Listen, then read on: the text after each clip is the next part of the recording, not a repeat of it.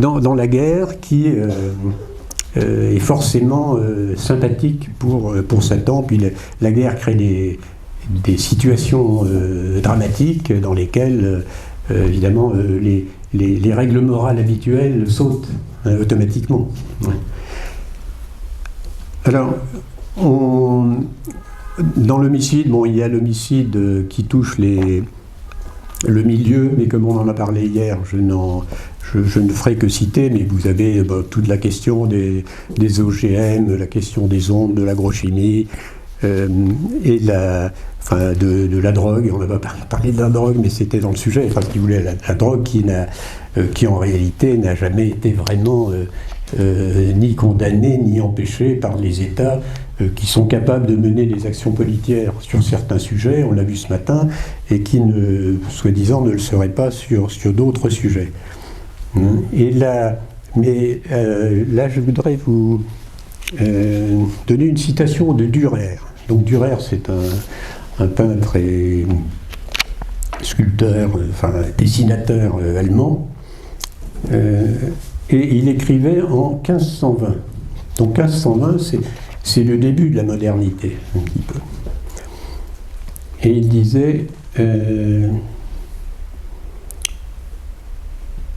les uns disent comme les hommes devaient être.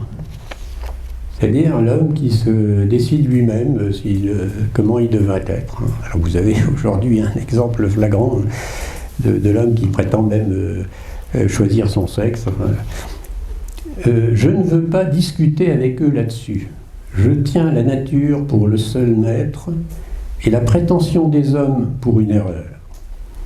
N'aie donc jamais la pensée de faire quelque chose de meilleur que ce que Dieu a fait, car ta puissance est un pur néant en face de l'activité créatrice de Dieu.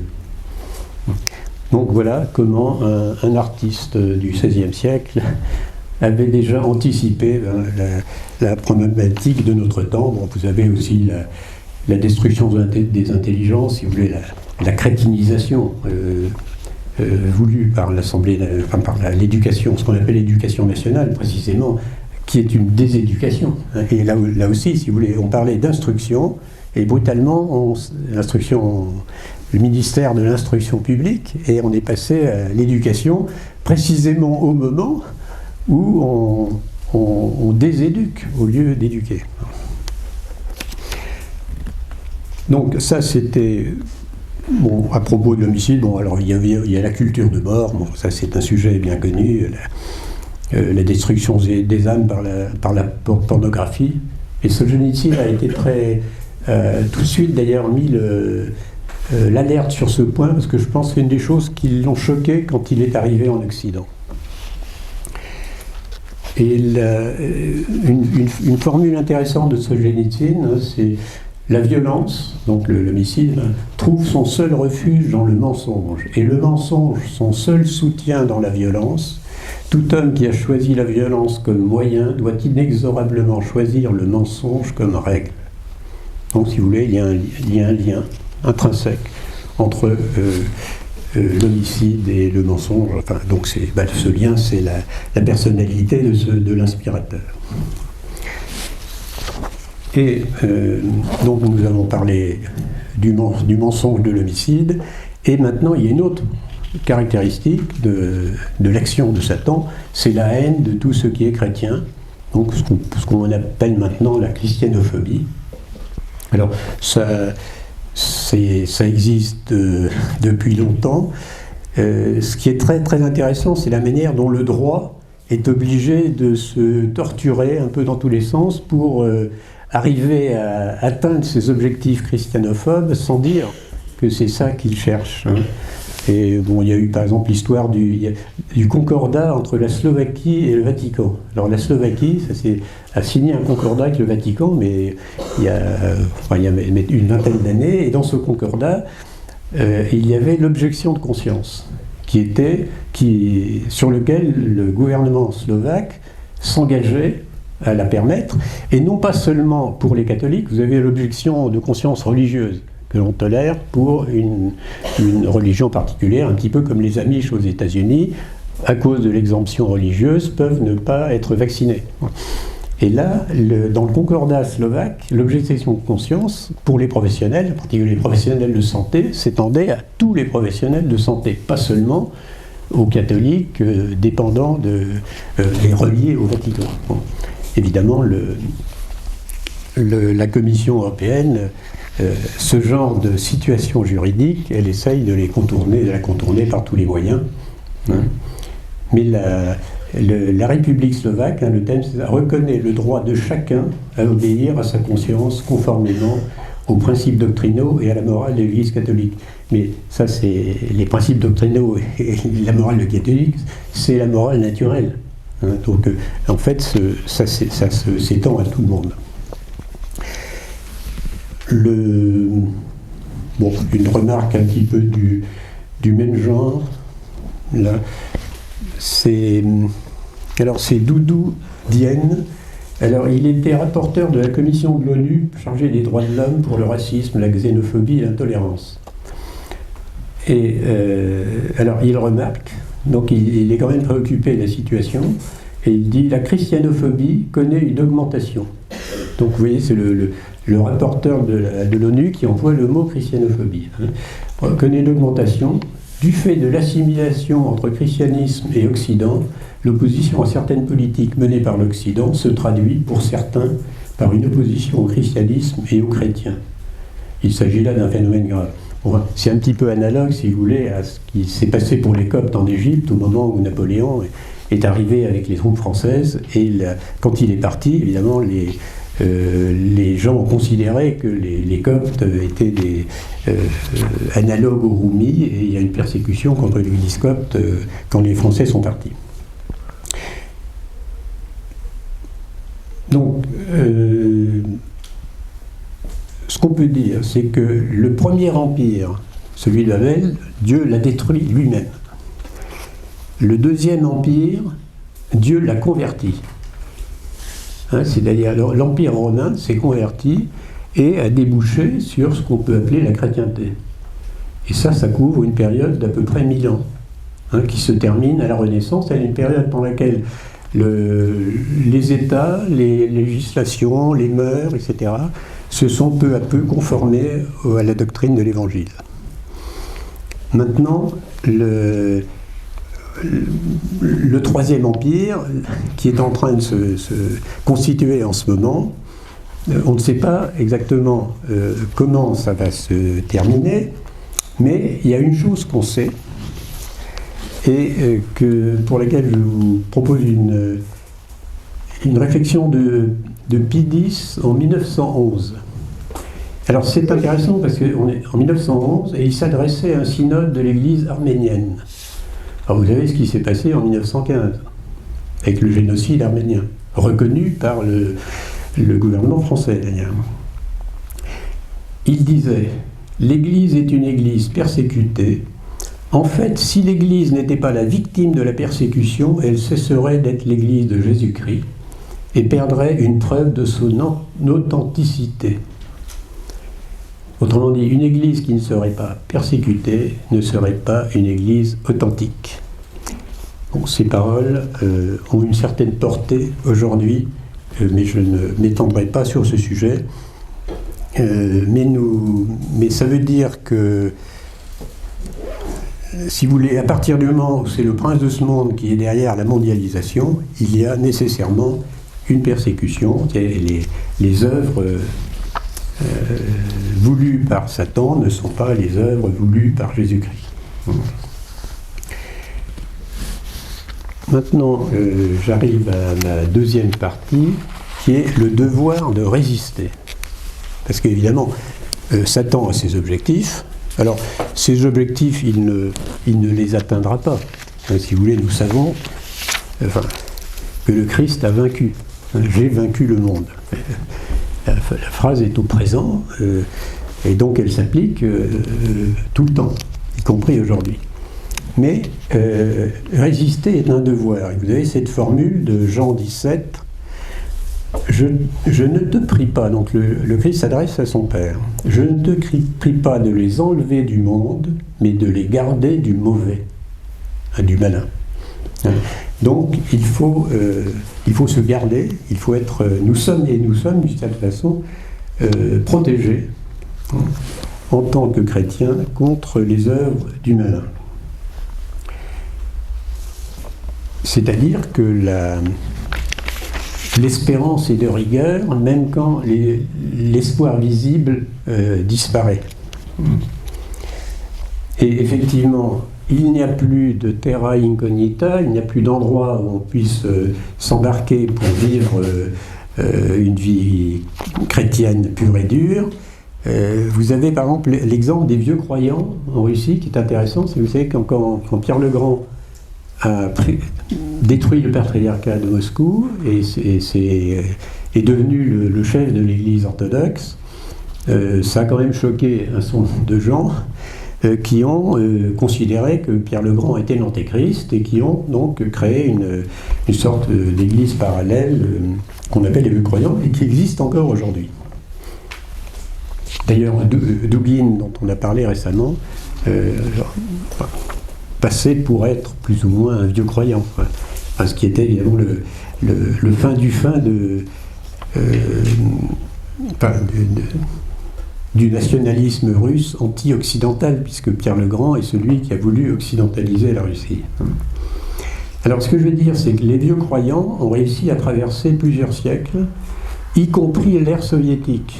Alors ils vivaient dans des villages en Sibérie, en ayant relativement peu de contact avec, alors au moins une fois par an, si vous voulez, ils étaient obligés de gagner des villes ou des villages sibériens pour échanger des pots ou autre chose contre du sel, enfin contre des choses qu'ils ne pouvaient pas se procurer eux-mêmes.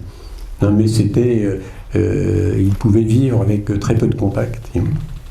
Bon, aujourd'hui, il est évident que par satellite, ils seraient immédiatement repérés et les villages seraient détruits.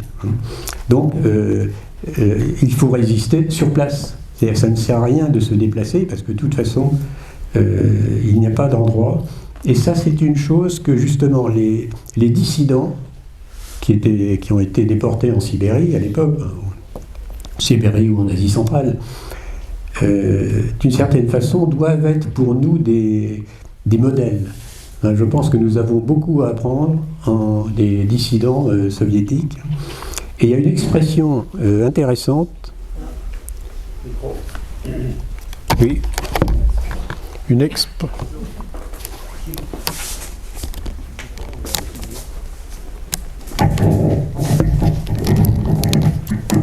Ah, ça roule, oui. Il n'y a plus de piles. Comment ? Il n'y a plus de piles. Ah oui, il n'y a plus de piles, oui. Je pense que Ah non, on n'a plus de piles. le problème, c'est qu'il y en a qu'un qui avait des piles. Mhm. Donc on met un petit peu... t'as des piles R6 ?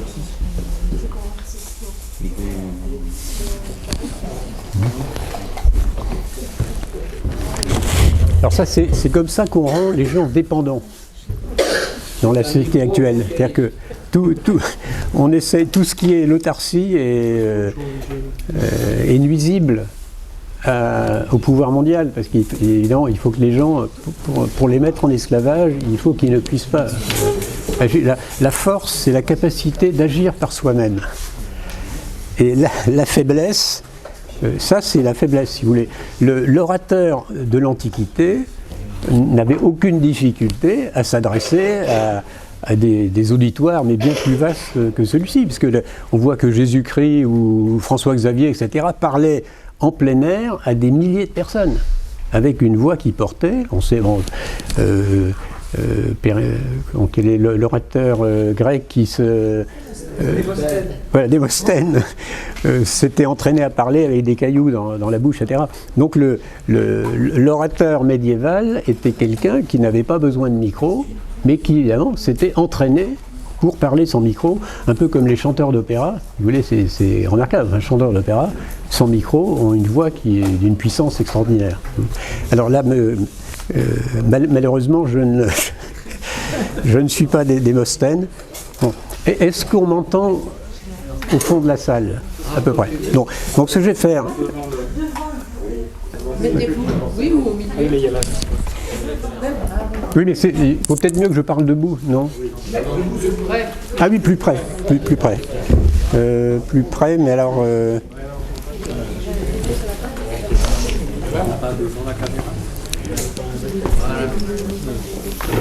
Ah ben, ou je peux parler d'ici. À ce moment-là, on va modifier le dispositif.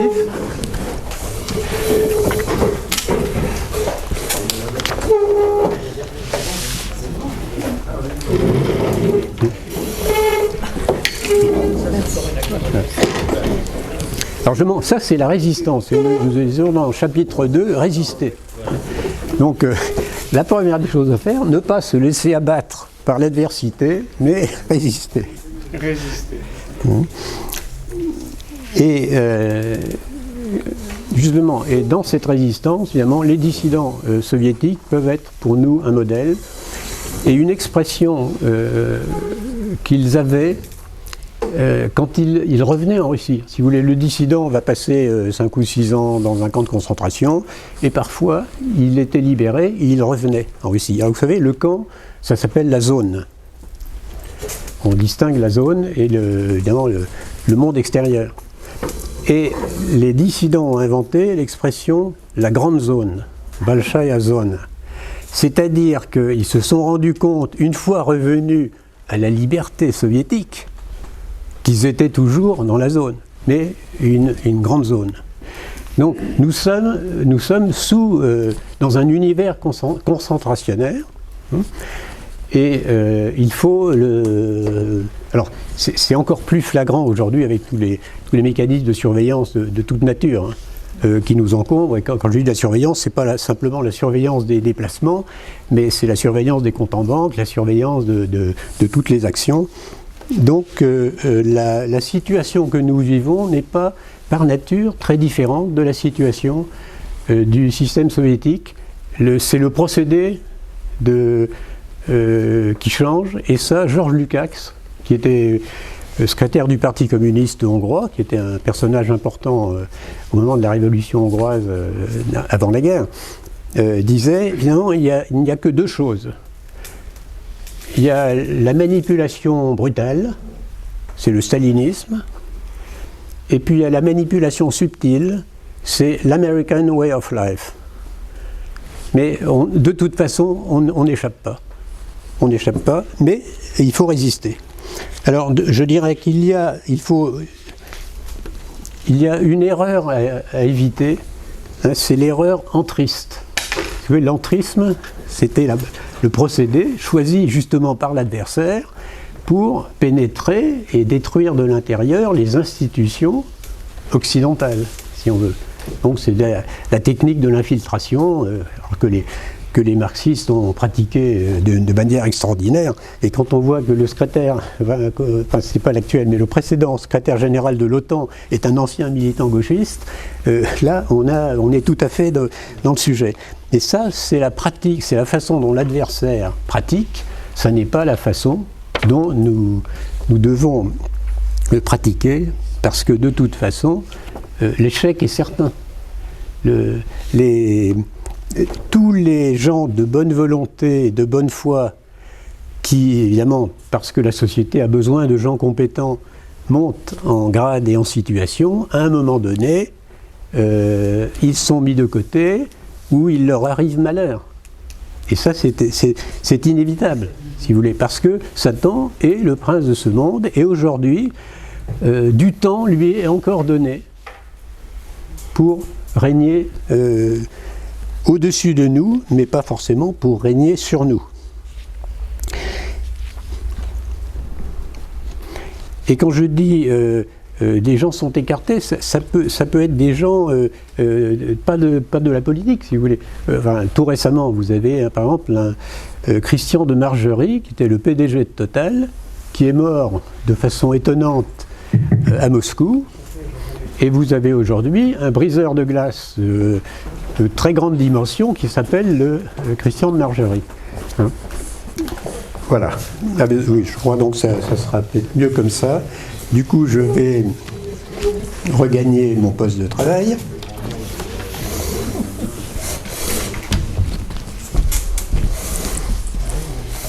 Bon, je pense que pour les vidéos, c'est quand même plus facile.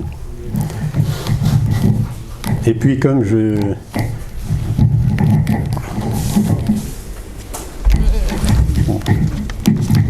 Bon.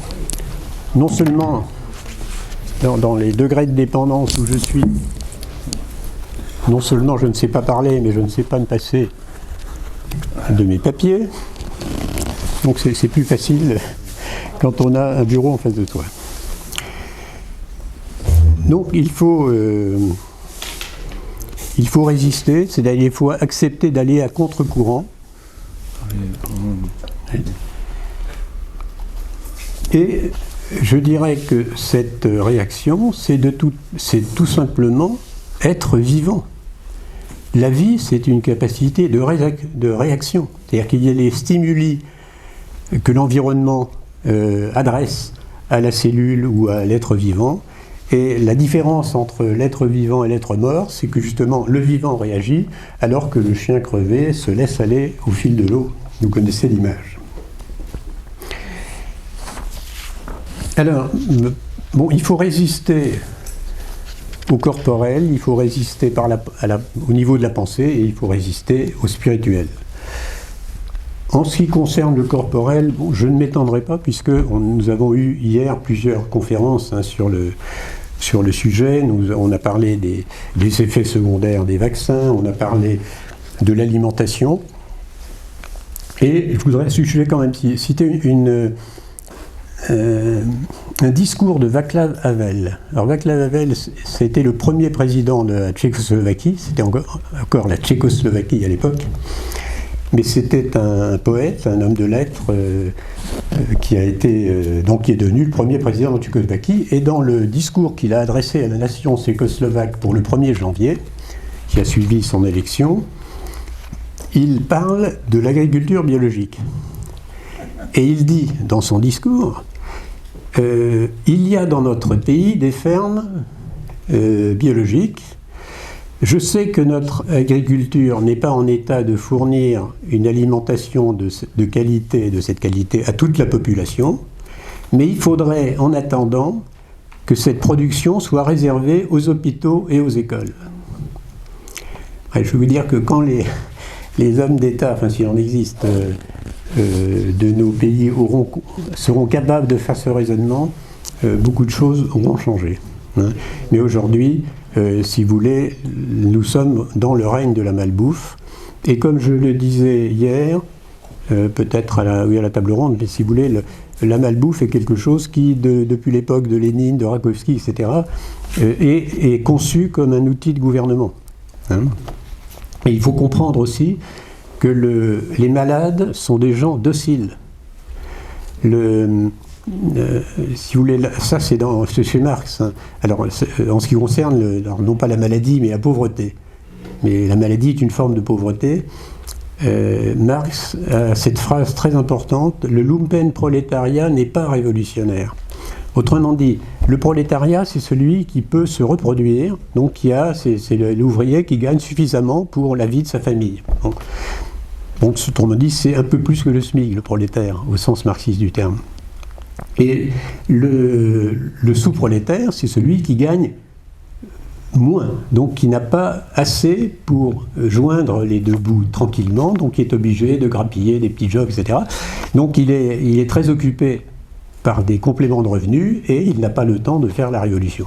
Et les gens qui font la révolution, c'est ceux qui ont un niveau de vie suffisant, ce sont les ouvriers qualifiés, spécialisés, etc. Et on l'a très bien vu à une époque entre la différence entre la CGT et la CFDT dans le fonctionnement du syndicalisme français. Donc je ne m'étendrai pas sur l'alimentation, sur les insectes. On veut faire manger des insectes maintenant, mais non, ça coûte moins cher. Je ne m'étendrai pas sur la mode, hein, sauf pour dire que ça me désole de voir autant de jeunes habillés en noir. Le noir n'est pas une couleur, si vous voulez, et Dieu a fait un monde coloré. Alors, que le noir et le blanc aient leur place symbolique pour certaines choses particulières, ça, au contraire. Mais il est dommage que dans le vêtement quotidien, en tout cas de la jeunesse, on fasse usage du noir. Bon, il faut résister quant au métier, c'est-à-dire il est important, dans la mesure du possible, il est important d'avoir un métier utile. Et puis je pense que il y a un mode de résistance qui est la résistance du consommateur. Vous savez, c'est un néologisme inventé par certains, mais qui est assez juste. C'est-à-dire que de la même façon que... de toute façon, on vote par la façon dont on dépense son argent. Et ça, c'est quelque chose contre lequel même le gouvernement est impuissant. Donc, on a une influence à une petite échelle, mais par la qualité et la nature des achats que l'on fait. Maintenant, il faut résister quant à la pensée, quant à l'intellect. Donc nous sommes non plus dans l'ordre des corps, mais dans l'ordre des esprits, pour reprendre la distinction de Pascal. Et donc la résistance, c'est-à-dire le combat pour la vérité.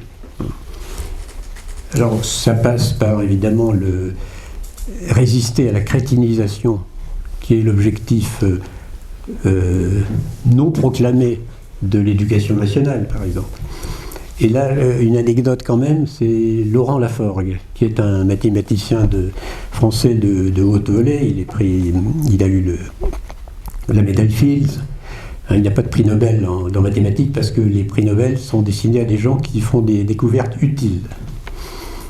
Et Laurent Laforgue, à un moment donné, c'était sous Chirac, a été nommé au Haut Conseil de l'éducation. Et effectivement, il avait tout à fait sa place. Alors lui attache beaucoup d'importance à la langue française et il considère que l'école mathématique française se défend ou se défendait assez bien parce qu'elle continuait à écrire en français au lieu de publier des articles en anglais. Et il a écrit dans un mail personnel, pas dans une publication, que ceux qui avaient supprimé l'analyse logique l'analyse des phrases du français, adjectifs, noms, etc., de l'enseignement primaire étaient des criminels. Ce qui est tout à fait juste. Eh bien, évidemment, sa présence au Conseil de l'éducation a cessé dans la foulée. Évidemment, il n'était pas acceptable. Plus récemment, on a vu d'ailleurs Raoult qui a quitté le Haut Conseil scientifique au moment de la vaccination. Donc il faut donc faire attention à la guerre des mots. Il faut refuser le lait. Alors là, évidemment, je ne répéterai pas ce qui a dit, ce qui était dit par Benoît Alès ce matin, mais c'est quelque chose d'important. Et comme le disait la laideur, le lait. Oui, évidemment, pas le produit de la vache. Alors là, c'est de l'ordre des corps, mais dans le produit de l'ordre de lait, là, il faut refuser la laideur. Et comme a dit un ministre de l'Éducation polonais, on ne devrait pas enseigner l'évolution en classe de sciences naturelles comme on ne doit pas enseigner la laideur aux beaux-arts. Bon. Et puis vous avez, évidemment, il faut se méfier du consensus de groupe. Enfin, très souvent, c'est évidemment la pensée collective est un mythe maoïste. En réalité, la pensée est toujours personnelle. Ce qui n'empêche pas, évidemment, d'autres personnes d'adopter une pensée qui a déjà été élaborée par d'autres. Il faut résister quant au spirituel, donc ça c'est de l'ordre des cœurs. Bon, c'est évident. Alors, je dirais, l'Église, toutes les Églises ont une longue expérience de la persécution, mais l'Église est toujours là, et donc la formule de Jésus « J'ai vaincu le monde » est une formule pratico-pratique. Ça n'est pas une prétention, ça n'est pas une formule lancée comme ça à l'origine de l'Église, mais c'est une réalité. Et il y a d'ailleurs dans le début de l'Apocalypse, quand on parle des 7 églises qui, selon certains, représentent 7 époques dans l'histoire de l'Église. Et on parle de ceux qui sont sortis de la grande épreuve. Et par certains côtés, compte tenu de l'endroit où cette citation se trouve, on peut considérer que ça s'adresse à notre génération. Parce que l'épreuve que nous traversons, enfin cette domination, en particulier la domination des esprits, le niveau de propagande, le lavage de cerveau permanent par la télévision. Ça, c'est quelque chose que l'humanité n'a jamais vécu. Et donc, c'est une épreuve. Mais l'Apocalypse nous annonce que certains, du moins, sortiront de cette grande épreuve. Alors, ça, un certain nombre de gens en ont parfaitement conscience. Et là, je voudrais vous donner un exemple pour généraliser un petit peu cette pensée. Alors, ça relève. Alors, c'est Monseigneur Ray, en 2005, qui disait. Donc, il parlait d'engagement, il faut choisir un christianisme d'engagement et de plus en plus un christianisme contestataire, puisqu'il faut prendre acte de la rupture entre d'une part la société et d'autre part l'anthropologie, la théologie et la morale chrétienne. Donc il y a une rupture entre la société qui nous entoure et la vie chrétienne, ce qui est, je pense, assez évident pour ceux qui, du moins, essayent de se représenter la vie chrétienne en conformité avec les textes fondateurs de cette approche religieuse. Et une autre citation intéressante, c'est une certaine Mireille Delmas-Martyr, c'est une professeure de droit à Paris, et c'est dans Le Monde. Donc ce n'est pas du tout pas du tout de notre schéma de pensée, mais elle fait la remarque suivante: en réalité, le monde est gouverné par une plutocratie cosmopolite suffisamment flexible et mobile pour marginaliser à la fois les États, les citoyens et les juges. Donc nous sommes, en tant que citoyens, nous sommes marginalisés dans notre propre société. Donc c'est bien une société qui fonctionne de haut vers le bas et non pas de bas vers le haut comme devrait fonctionner ce que certains appellent la démocratie.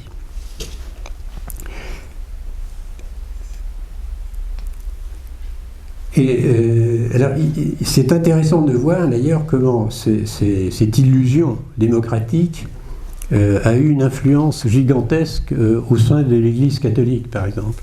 Et ça, à l'occasion notamment de la Nouvelle Pentecôte, ce qui devait être la Nouvelle Pentecôte, qui était le Concile Vatican II, et c'est là où on voit l'influence que l'évolutionnisme et Teilhard de Chardin, d'ailleurs, ont eu vraiment sur la pensée, je ne dis pas, non pas des pères du Concile, mais des rédacteurs des textes du Concile.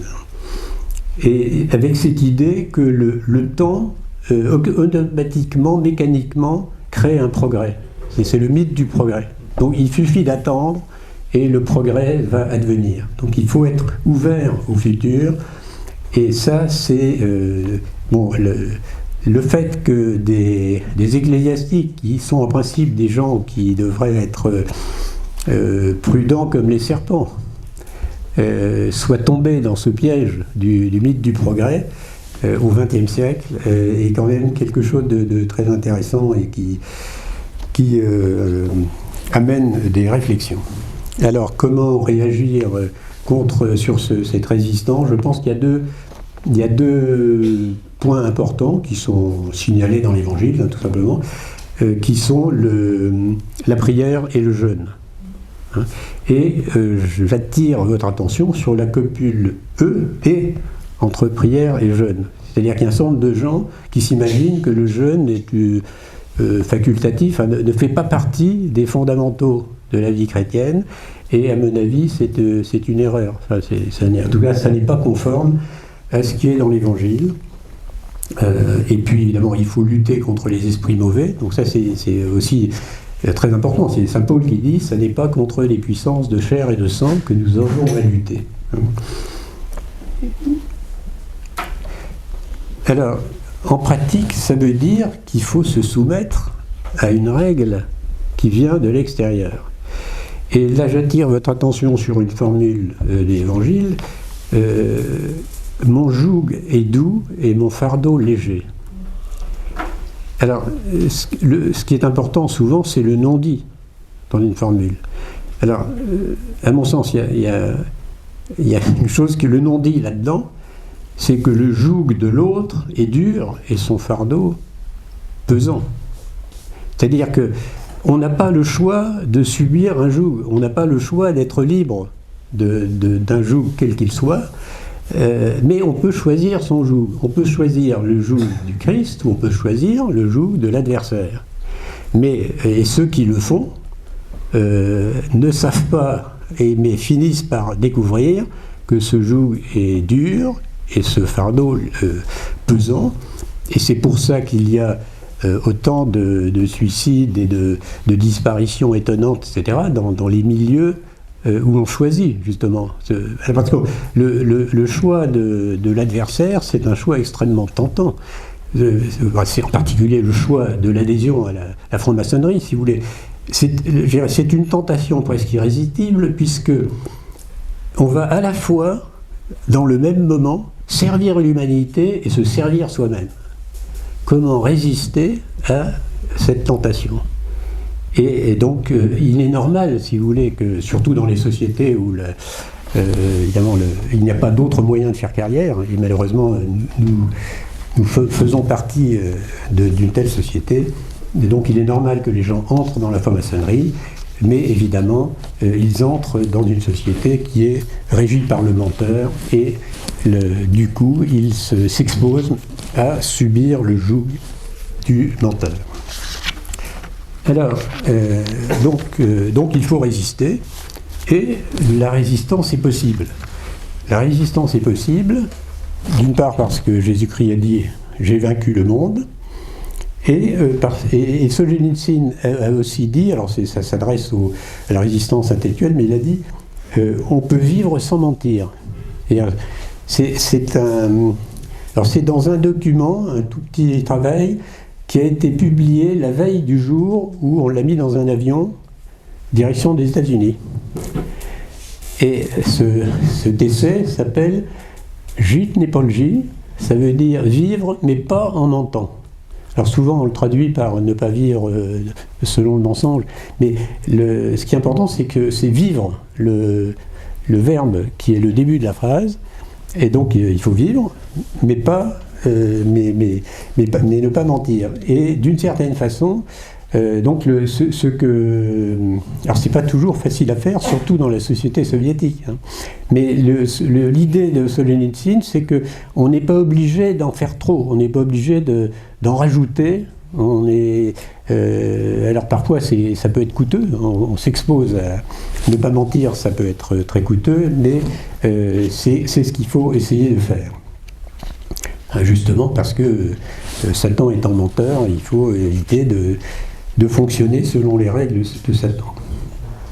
Donc il faut construire, et construire sans émigrer, puisque l'émigration n'est plus possible. Donc il faut accepter le combat, mais c'est tout à fait possible. Alors, je dirais que la première chose, c'est qu'il y a un basculement annonciateur, c'est que nous sommes à la fin de l'Occident dévoyé. Nous avons vu tout à l'heure comment Brzezinski qualifiait d'Occident. Évidemment, cet Occident-là n'est pas, nous n'avons pas à nous associer à lui, puisqu'il est à l'opposé des valeurs chrétiennes. Et là,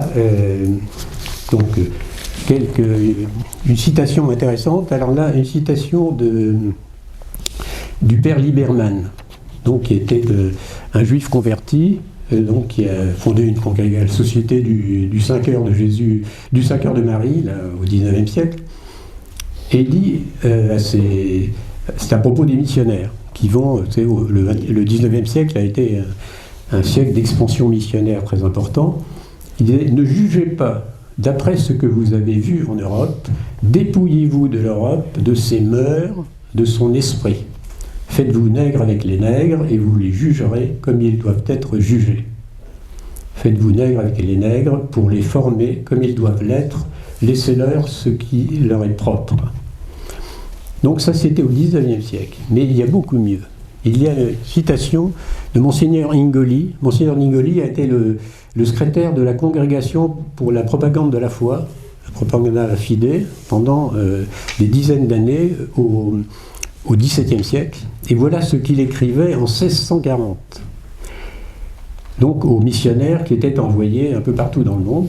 Ne cherchez pas à les occidentaliser. L'indigène qui se convertit doit rester fidèle à son pays, à son roi et à sa famille.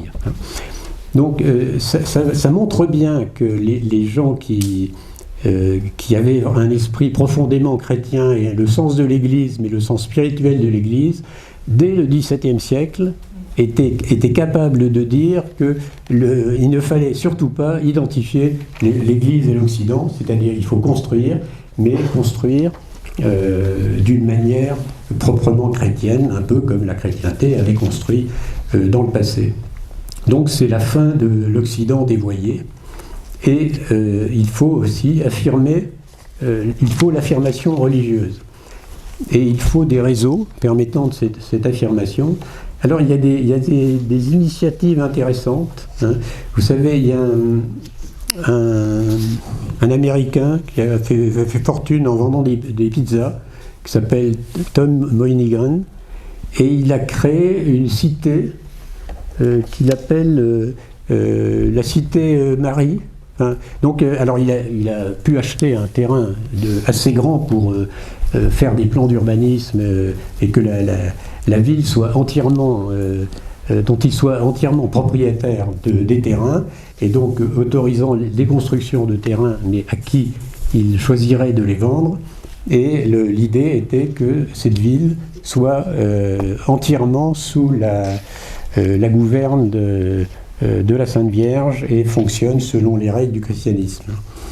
Alors je ne sais pas ce que c'est devenu, si vous voulez, ce genre de projets, évidemment, sont parfois difficiles à maintenir dans la durée, hein, comme on l'a vu par ailleurs pour les kibbutz, mais c'est une initiative intéressante. Et puis il y a cette formule qui n'est pas contre vous et pour vous. Donc le chrétien qui construit sait qu'un certain nombre de gens qui ne sont pas chrétiens, eh bien, seront pour lui, parce qu'ils sentiront que c'est là où est la vérité, c'est comme ça qu'il faut vivre, et donc il ne faut pas avoir peur de s'associer avec des non-chrétiens et de faire des réseaux avec des non-chrétiens.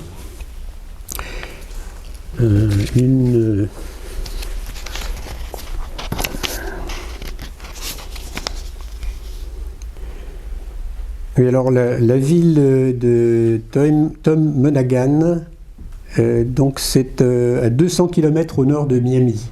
Hein, et le nom de la ville s'appelle Ave Maria.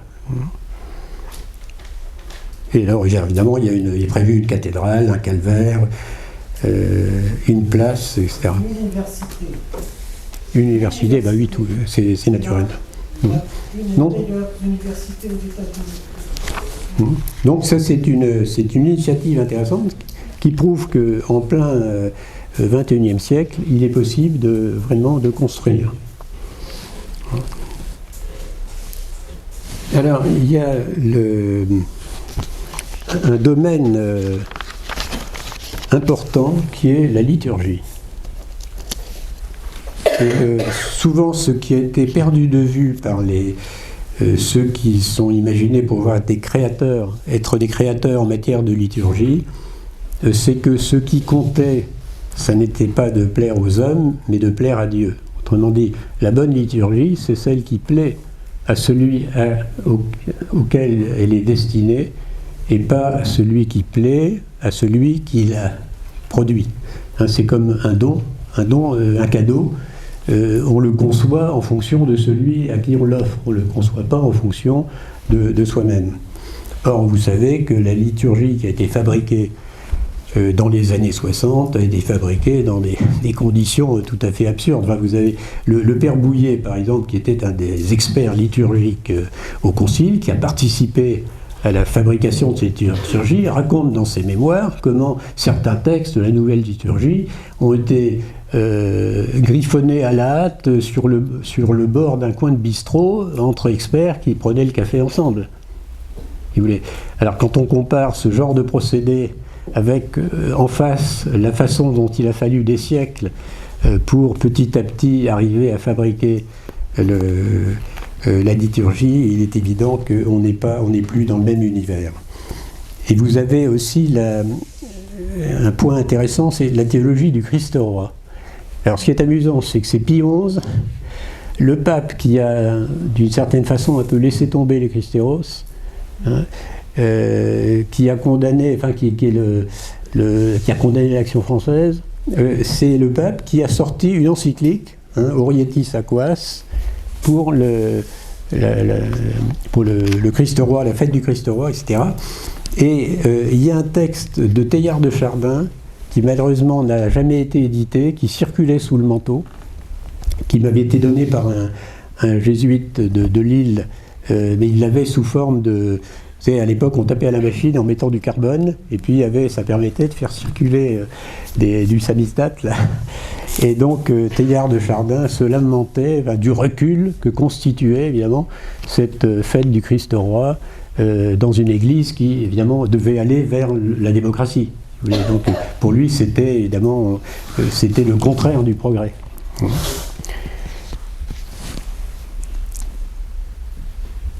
Donc, il est important de construire donc, dans le domaine intellectuel, et il faut aussi l'affirmation artistique.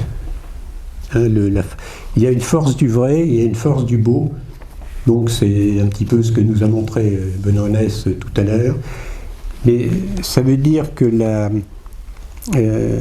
si vous voulez, d'une certaine façon, le mal n'a pas de substance. Le mal ne peut exister qu'en paralysant le bien. Hein, il n'y a que l'être n'est donné qu'à ce qui est en soi bon. Et donc la première chose à réfuter, c'est ce qu'on pourrait appeler l'erreur naturaliste. Et évidemment, qui dit naturaliste s'oppose à surnaturalisme. Et il y a quelque chose d'assez important, qui est le miracle du soleil de Fatima, donc, que vous connaissez tous, mais c'est quand même très intéressant que au XXe siècle, donc siècle du naturalisme, etc., il y a eu un phénomène qui a été constaté par 70 000 personnes, qui a été photographié par des photographes anticléricaux, et qui ne peut pas... Alors c'est vrai qu'aujourd'hui les derniers témoins ont disparu, mais on ne peut pas nier la réalité du phénomène, et c'est bien la preuve que malgré tout, malgré les apparences, quelqu'un reste aux commandes. C'est un petit peu comme, vous savez, il y avait l'épisode de Jésus dans la barque, et évidemment les apôtres qui raisonnent de façon un petit peu naturaliste, et on peut les comprendre, commencent à avoir peur, et Jésus dort.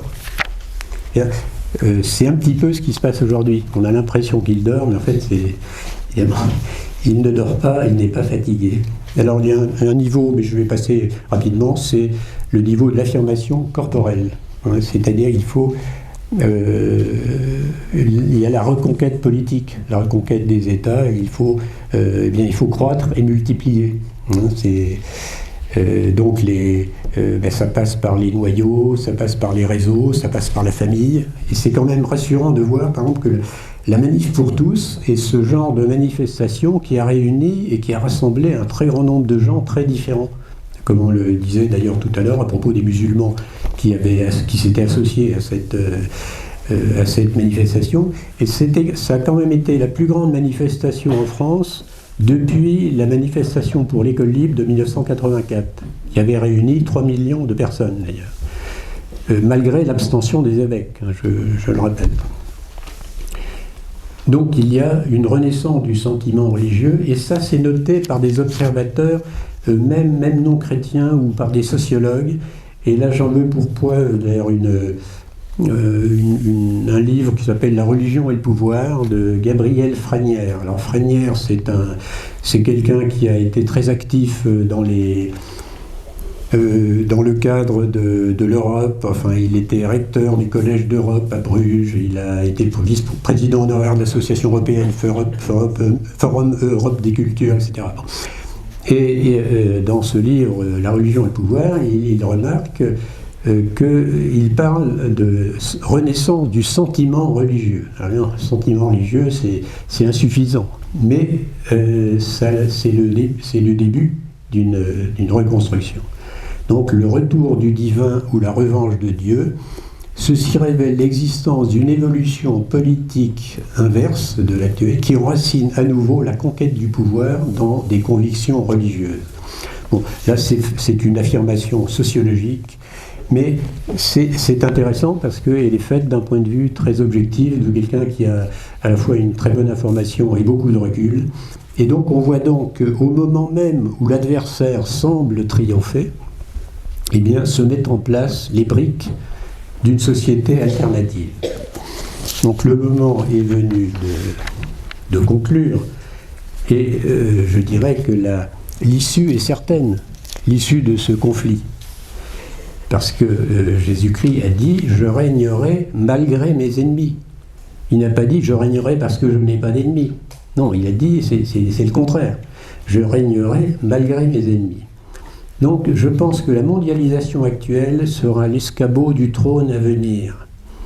Parce qu'en abaissant les orgueils nationaux stupides qui ont dissous la chrétienté, elle prépare les voies d'une nouvelle évangélisation, qui est le règne universel du cœur immaculé de Marie qui a été promis à Fatima.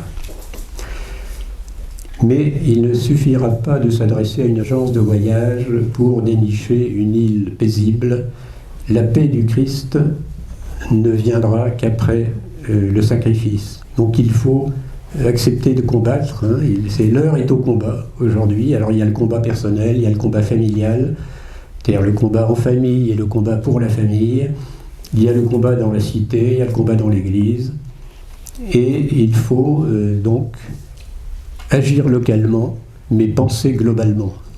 Alors ce thème n'est pas de moi, mais il faut savoir prendre les formules, les bonnes formules, d'où elles viennent. Et je vous invite à réfléchir sur une image intéressante. Vous savez que dans le proto-évangile, il est annoncé « Elle t'écrasera la tête et tu le meurtriras au talon ». Donc, et Claudel fait cette remarque à ce propos, et dit c'est que Ève, si on la meurtrit au talon, ça veut dire que Ève ne regarde pas le serpent, elle est dos au serpent. Et donc, elle ne regarde pas le serpent, elle le fuit. Elle le fuit, mais c'est pour une conquête, dit Claudel. Bon, la formule exacte, c'est donc qu'elle est en fuite, cette victorieuse. Une fuite en avant, une fuite qui est une conquête, cette persécution qui ne lui laissera point de repos jusqu'à ce qu'elle ait rempli tout l'univers. Donc, ainsi la femme, mais aussi sa postérité, c'est-à-dire nous-mêmes, en tant qu'imitateurs du Christ, la femme ne regarde pas le serpent, ni ses œuvres, elle le fuit, mais c'est pour une conquête. Émigrer sur place, c'est aussi investir par la pensée la totalité de l'univers, en préparant hic et nunc l'inéluctable reconquête.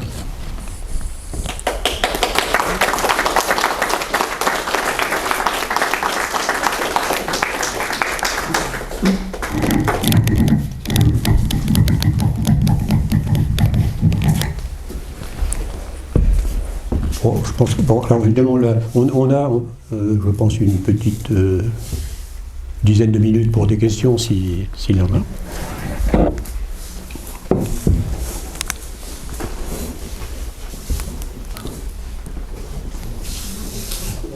Oui, j'ai une petite précision par rapport à Pion et l'espérance. C'est que je connais quelqu'un qui a eu accès à des archives au Mexique et qui dit qu'en fait Pion a été trompé Par Gaspari. par l'épiscopat, parce qu'il a cru qu'il y avait un accord entre l'épiscopat et le gouvernement, que c'était pas vrai, et que quand il l'a su, il en est mort de chagrin. Donc en fait, on a vu que Pion a été complètement trompé dans l'affaire. Donc je pense que ça fait plus, mais ça c'est un bon fait.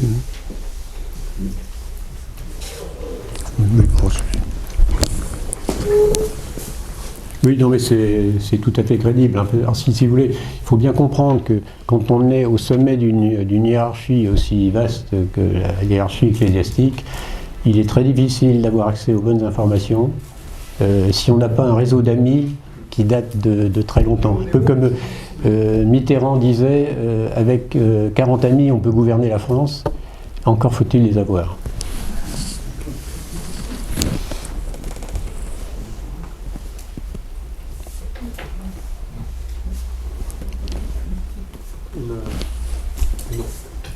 Une citation de Václav Havel que vous avez citée, une autre qui montrait la grandeur du personnage, je pense. J'ai pu trouver ça, c'est remis. Il disait donc, dans un de ses livres qui s'appelle « Sauver les démocraties en Europe », il avait fait une conférence et on avait pu échanger avec lui. « Je suis opposé à l'unification, à l'homogénéisation, à la standardisation du continent, à son institutionnalisation bureaucratique. Je ne suis pas favorable à l'élimination des pays, leur remplacement par les structures de l'UE, qui manquent singulièrement de la légitimité démocratique nécessaire. Ce que je défends et recommande, c'est la coopération, l'amitié entre pays européens, dans la mesure et la perfection les plus grandes possibles qu'on puisse imaginer. » Donc voilà, c'est pas ce qui s'est passé, effectivement. Oui, mais c'est très intéressant, et ça va dans le sens de ce que je disais. Il faut s'inspirer des dissidents d'Europe de l'Est, et on voit très bien aujourd'hui dans le fonctionnement de l'Europe que, évidemment, ils ont la meilleure position, parce que justement, ils ont l'expérience de la dictature et de l'État policier. Parce que vous savez, un État policier, c'est pas sympathique du tout. Moi, j'ai eu l'occasion de faire un centre de voyage en Russie à l'époque de Brejnev, et c'était quand même... Enfin, c'est pas le sujet de cette conférence, mais c'est très lourd et très difficile à vivre. Et ce qui est remarquable, c'est que l'intelligentsia russe ait réussi à traverser 70 ans de communisme. Hein, et nous, on ne sommes pas... La propagande actuelle, elle n'a pas 70 ans, si vous voulez. Donc, ils ont réussi à tenir pendant 70 ans et à préserver une liberté de pensée, alors moyennant des procédés, de savoir lire entre les lignes, etc. Enfin, c'est très intéressant. Mais vous avez aujourd'hui une liberté, en particulier dans le domaine scientifique en Russie, qui n'existe pas chez nous. C'est en matière de publication, de ce point de vue-là, et ça montre à quel point il est possible de résister. Et il y a un exemple qui m'inspire beaucoup, c'est celui des catholiques japonais. Ils sont restés pendant 2 siècles et demi, coupés de tout le reste du monde, sans avoir de clergé, donc ils ne disposaient comme sacrement que du baptême et du mariage. Mais néanmoins, ils ont réussi à traverser, à se maintenir, à former une communauté. Et puis le jour où le Japon s'est ouvert à ce qu'on appelait l'Occident, ils ont pu ressurgir de leurs catacombes.